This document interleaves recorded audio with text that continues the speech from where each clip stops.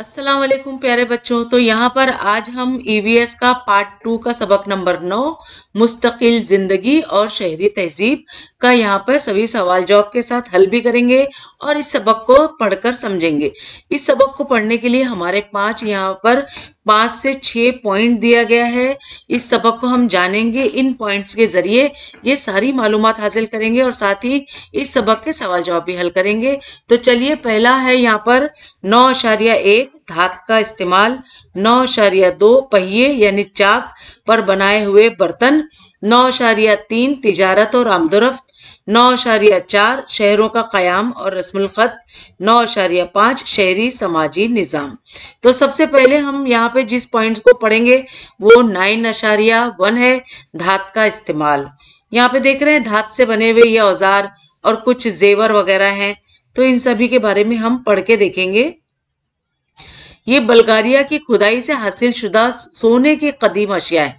ये जितने सामान दिख रहे हैं ना, ये बल्गारिया में जब खुदाई हुई थी ना, तो उसमें ये सब चीजें मिली हुई हैं जो कि कहीं पर रखी हैं। हम पढ़कर जानेंगे ये कहाँ पर रखी हुई है।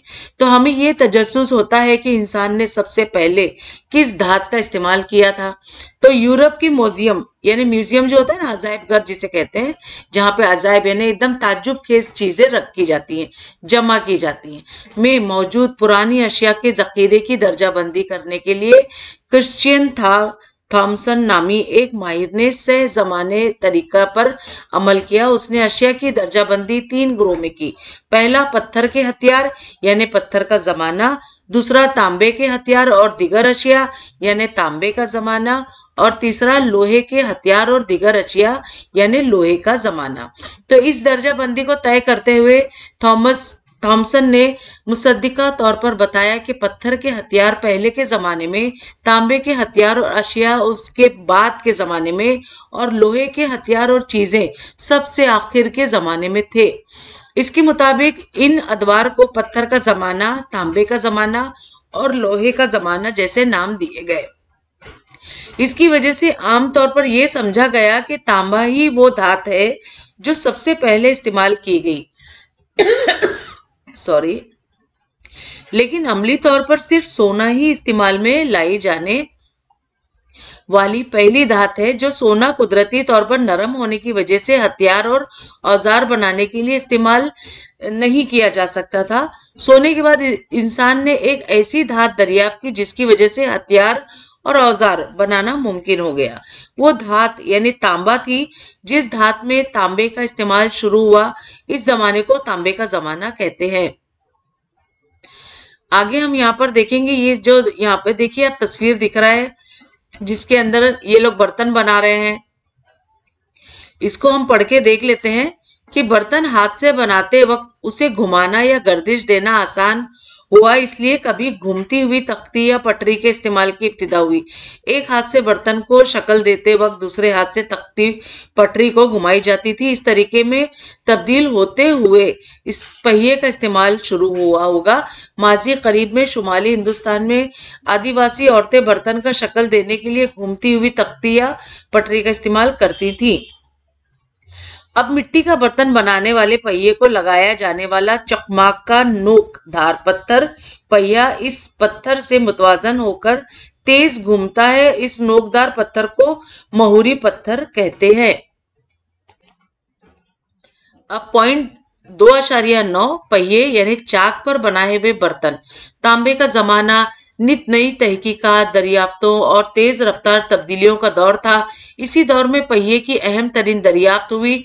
ये आमतौर पर तस्लीम किया जाता है कि मिट्टी के बर्तन बनाने वाले लोगों ने सबसे पहले पहिए का इस्तेमाल किया। कयास है कि इसके बाद के जमाने में गाड़ी के लिए पहिए का इस्तेमाल किया गया होगा।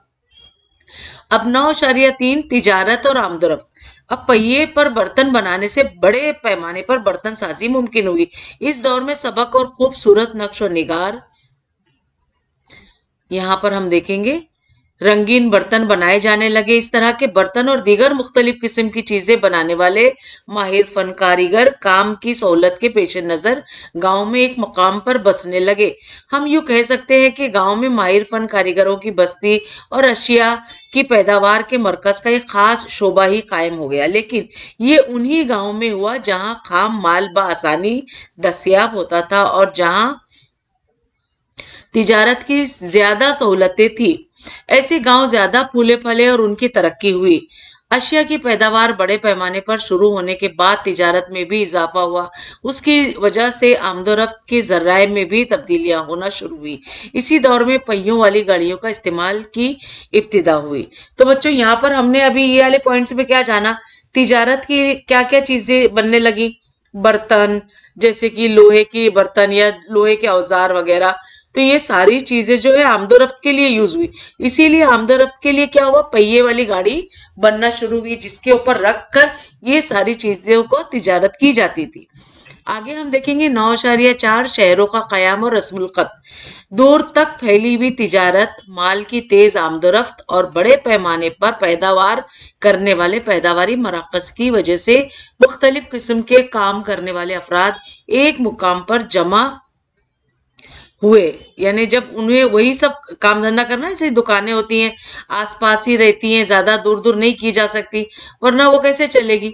तो इसी वजह से ये लोग क्या करते थे, आसपास ही, ज्यादा दूर दूर नहीं रहते थे। तो पहिए पर बर्तन बनाने से बड़े पैमाने, अब यहाँ पे क्या था, रस्मुल खत, तो करने वाले अफराद एक मुकाम पर जमा हुए, शहर बसने लगे। बढ़ती हुई तिजारत और पैदावार का मुस्तकिल तौर पर इंदराज रखना जरूरी हो गया। इशाराती इलामतें और निशानात अंदराज करने के लिए पहले के जमाने में भी इस्तेमाल हुआ करते थे। अब यहाँ पर आप देखोगे कि ये जो देखो आप, ये आमदोरफ्त के लिए उनके यहाँ कैसे वो लोग घोड़ा वगैरह इस्तेमाल करते थे, ये चक्के वाली गाड़ी को।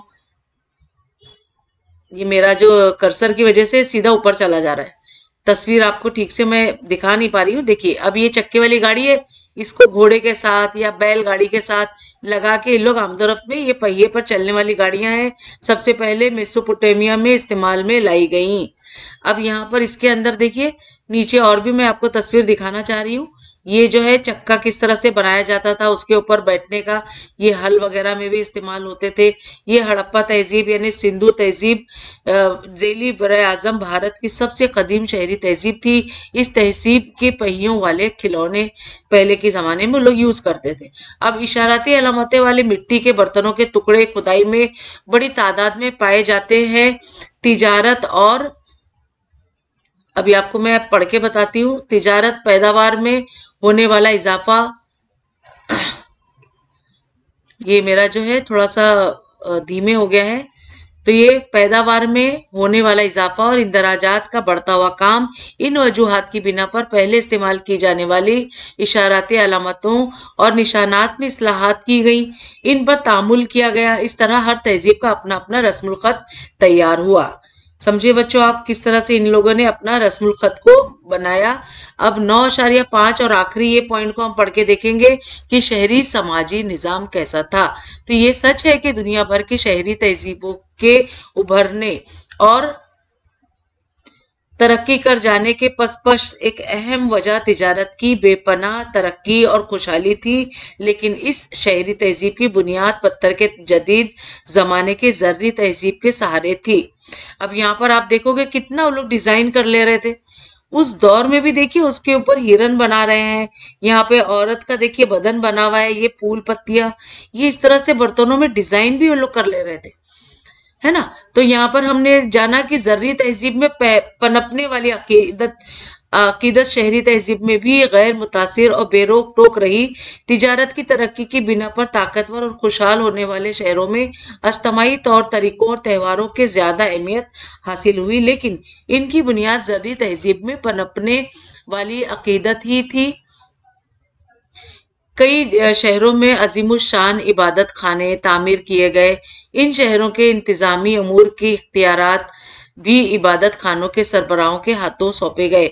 आगे चलकर इबादत खाने का आला ओहदा और हुकूमत का मनसब एक ही शख्स को सौंपा गया, दुनिया की कदीम शहरी तहजीब की ये इब्तिदा थी। इस तहजीब की मुफस्सिल मालूमात हम अगले सबक में हासिल करेंगे। तो देखो बच्चों, ये सबक यहाँ पर पूरा हुआ और हमने अच्छे से इसको पढ़ के समझा है कि यहाँ पर क्या क्या पॉइंट्स दिए गए हैं। तो चलिए अब हम इसका सवाल जवाब भी हल करेंगे।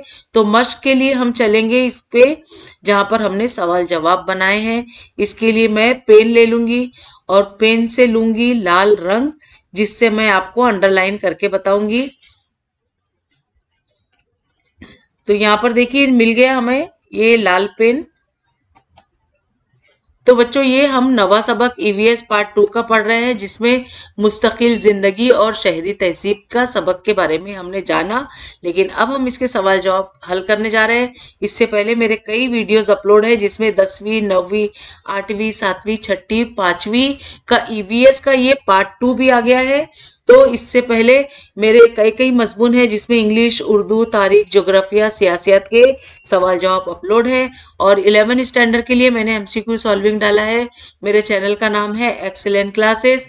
तो आप अपने बड़े भाई बहनों को उससे इस्तेफादा करने के लिए कह सकते हो, क्योंकि वो नीट सोल्यूशन के लिए, यानी अगर आपको डॉक्टर वगैरह बनना है तो वहां पे नीट सोल्यूशन दे रहा है। तो उसके अंदर आप अच्छे से पढ़ के घर बैठे कामयाबी हासिल कर सकते हो। तो चलिए, नवा सबक ये मुस्तकिल जिंदगी और शहरी तहजीब का पहला यहाँ पे है दरसी किताब का सवाल। नीचे दिए हुए दायरे में अशिया के जमाने की दर्जाबंदी के 3 ग्रोह तलाश कीजिए और उन्हें मुतालिका बयान के सामने लिखिए।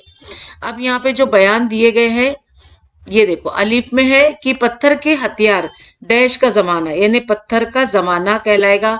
बे में है तांबे के हथियार और दीगर अशिया, तो कौन सा जमाना है ये? तांबे का जमाना।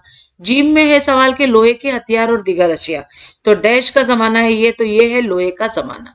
तो ये हो गया मुकम्मल। अब सवाल 2, जमाने के लिहाज से मंदरजा झेल तरतीबवार लिखिए। तो पहला है अलीफ में कि तांबा, सोना और लोहा, इसको तरतीबवार हमें लिखना है ना।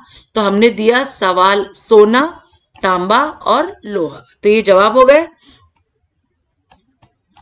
अब यहाँ पे बे में हम देखेंगे कि तांबे का जमाना, लोहे का जमाना और पत्थर का जमाना में हमें इसे तरतीबवार में देना है। तो सबसे पहले आएगा पत्थर का जमाना, दूसरा तांबे का जमाना और तीसरा है लोहे का जमाना। अब तीसरा सवाल है दरसी किताब का कि मंदरजा झेल वाकियात के नताइज लिखिए। तो अलीफ में है तांबा धात की दरियाफ्त, तो जवाब है कि तांबा धात की दरियाफ्त की वजह से हथियार और औजार बनाना मुमकिन हुआ। बे में है सवाल के पहिए की दरियाफ्त। पहिए की दरियाफ्त, यहाँ पे जवाब है कि बर्तन साजी मुमकिन हुई, क्योंकि पहिए पे जो है मिट्टी रखकर उसको एक हाथ से वो लोग घुमाते थे और एक हाथ से बर्तन का शेप देते थे। तो बर्तन साजी और दूसरा आमदोरफ्त के जर्राए में तब्दीलियां हुई, यानी जो गाड़ी आमदोरफ्त के लिए बनाई जाती थी उसका चक्का भी इन लोग पहिया का ही इस्तेमाल करते थे। तीसरा सवाल जीम का रस्मुल खत का इल्म कैसे हुआ। तो जवाब है जीम का कि शहरी तहजीब की बुनियाद इसी से पड़ी। अब चौथा है सवाल, नोट लिखना है आपको, ये दरसी किताब का आखिरी सवाल है। तो अलीफ में दिया है कि धात का इस्तेमाल, धात का इस्तेमाल कैसा हुआ। तो जवाब है सबसे पहले सोने के दरियाफ्त हुई, लेकिन इससे सिर्फ जेवरात बनाए जाते थे। बाद में तांबे और लोहे की धात दरियाफ्त हुई, इन धातों से हथियार और औजार बनाए जाने लगे। ठीक है, तो यहाँ पे दूसरा सवाल है बे का शहरी समाजी निजाम। तो जवाब है यहाँ पे बे का कि तिजारत की तरक्की और खुशहाली की वजह से पत्थर के जदीद जमाने में शहरी तहजीब उभरी। इसकी बुनियाद ज़राती तहजीब थी। इन शहरों में इज्तिमाई तौर तरीकों और त्योहारों को ज्यादा अहमियत हासिल हुई। अब यहाँ पर आप देखोगे कि क्या आप ये जानते हो, इनको देखिए ये कैसे, ये इसको कहते हैं रोजिटा चटाई कुतबा। ठीक है, इसको हम पढ़ के देखेंगे कि इसमें क्या लिखा है। अब रोजिटा चटाई कुतबे का बारे में हम देखेंगे कि रोजिटा स्टोन नाम से मारूफ चटाई कुतबे को ईस्वी सन 1799 में दरियाफ्त किया गया। पत्थर टूटा हुआ होने की वजह से इस पर कुंदा तहरीर का सिर्फ एक हिस्सा बाकी है। ये कुतबा मिस्री जुबान में है। ये कुतबा फिलहाल लंदन के ब्रिटिश म्यूजियम में रखा हुआ है।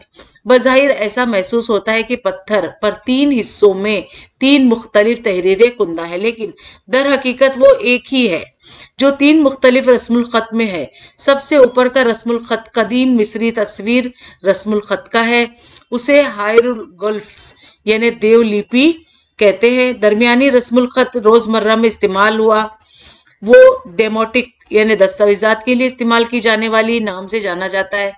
मिस्र के कदीम तस्वीरी रस्मुल खत से वो तैयार हुआ। तीसरी रस्मुल खत ग्रीक यानी यूनानी है। मिस्र की टॉलेमी यानी पंजुम नाम के बादशाह के तख्त नशीनी का ऐलान इस तहरीर में है। मिस्र की तारीख के माखज के तौर पर इस चटाई कुतबे की खास अहमियत यह है कि 3 रस्मुल खत में कुंदा इस तहरीर की वजह से भूले बिसरे कदीम मिस्री तस्वीर रस्मुल खत को पढ़ना मुमकिन हुआ। इस तहरीर ग्रीक रस्मुल खत की मदद से डेमोटिक रस्मुल खत का टॉलमीज लफ्ज पढ़ना मुमकिन हुआ। बाद में जहाँ फ्रांसिसो शॉमिलोलियन नामी एक फ्रांसीसी उस्ताद को ये मुकम्मल रस्मुल खत पढ़ना आ गया। जॉन फ्रांसिस शॉमिलियन नामी एक फ्रांसीसी हैं जिन्होंने ये रस्मुल खत को पढ़ना सीखा। अब लफ्ज टॉलमीज पढ़ना आने की वजह से मिस्री चटाई कुतबों में गैर मुल्की नामों को पढ़ना मुमकिन है। ये बात शॉमिलियन के जहन में आई। अब इसने गैर मुल्की नामों को पढ़कर उनकी मदद तस्वीरी रस्मुल खत के हरूफ तहजी की फहरिस्त बनाई। इस तरह उसने भूले बिसरे कदीम मिस्री तस्वीरी रस्मुल खत को पढ़ने में कामयाबी हासिल की। अब तकरीबन 7000 बरस पहले तांबे के इस्तेमाल का सबूत मिलता है। जिन ममालिक में तांबा कम पाया जाता था वहां तांबे का बड़े पैमाने पर इस्तेमाल मुमकिन नहीं था, इसलिए तांबे का इस्तेमाल किस तरह किया जाए इसकी मालूमात होने के बावजूद वहां पत्थर के हथियार और औजार का ही इस्तेमाल ज्यादा रहा। ऐसे मकामात की खुदाई में तांबे की अशिया दस्तयाब हो भी तो इनका तनासुब बहुत कम होता है। ऐसे मकामात को तांबे के जमाने का ना कहते हुए तांबा पत्थर के जमाने का कहा जाता है। तो बच्चों ये एक खास बात है, इसको ध्यान दीजिए और इसको बराबर नोट लिख लीजिए। तांबा सोने की बनिस्बत सख्त होता है लेकिन अशिया साजी के नुक्ते नजर से नरम ही होता है। इसमें अगरचे जस्त की आमिजिश की जाए तो इसमें मुनासिब सख्ती पैदा होती है। तांबा और कत्थल की आमिजिश से तैयार होने वाली मखलूत धात को कांसा कहते हैं। पत्थर के जमाने का इंसान चीजें बनाने के लिए कांसा धात का इस्तेमाल करने लगा, इसलिए इस दौर को कांसा का जमाना भी कहते हैं। मखलूत धात बनाने के लिए धात को पिघलाना पड़ता है। जस्त और कत्थल धातों को किस तरह पिघलाया जाए इसका इल्म इंसान को कांसा बनाने से तकरीबन 1000 साल कबल ही से था। अब यहाँ पे देखो ये रकाबी है, यानी इसमें लोग खाना भी ना खाते होंगे। ये आईना है, सोचिए इसको इतना इन लोग ने, मिरर भी उस वक्त इस लोग तांबे का ही यूज करते थे। ये लोटा है और इसमें पानी वगैरह पीते होंगे या इसमें खाना भी बन जाता होगा। अब ये तांबे की अशिया है जो सिंधु तहजीब कहलाती है।